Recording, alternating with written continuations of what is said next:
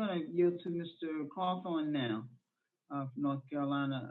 You have 5 minutes, sir. Madam Chairman, thank you very much.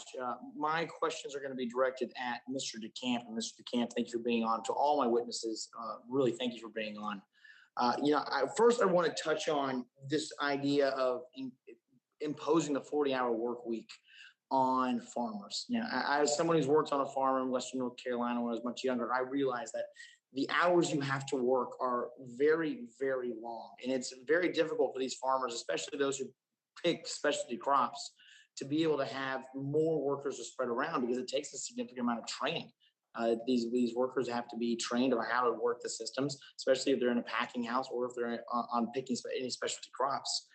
Can you discuss, something I really want to touch on is, I believe that after the global pandemic that we've been through, we saw during the beginning of COVID-19 how difficult it was to get a lot of the resources that we had offshore manufacturing to other areas.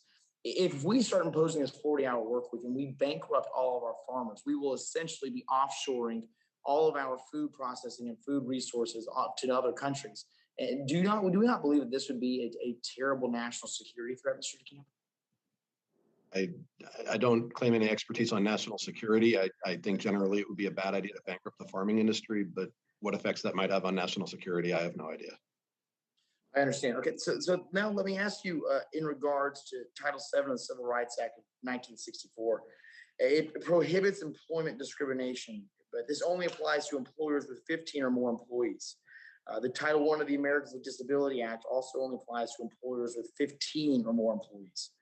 The domestic worker bill we're discussing today includes an astonishingly sweeping provision applying Title VII of the Civil Rights Act to any employer with at least one employee, reducing the employee threshold from 15 employees to 1.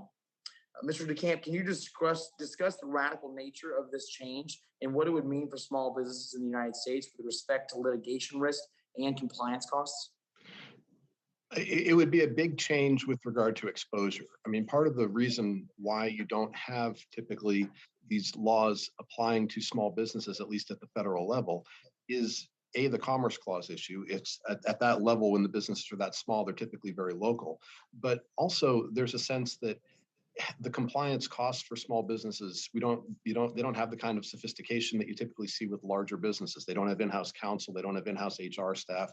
They don't necessarily even know what these laws require until they run afoul of them. And just the transaction costs of defending a demand letter from a plaintiff's lawyer could put a small business out of business. And so there are lots of good reasons why Congress has seen fit not to apply most of these laws to very small businesses.